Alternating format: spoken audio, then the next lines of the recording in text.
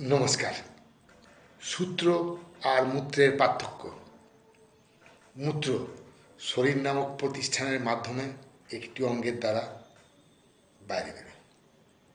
সূত্র সাধারণত দুটি জায়গার থেকে বেরোয়, মুদ্রণ এবং দূরদর্শন।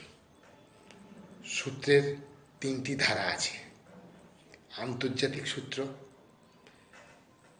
রাজনৈতিক সূত্র, টলিউড সূত্র।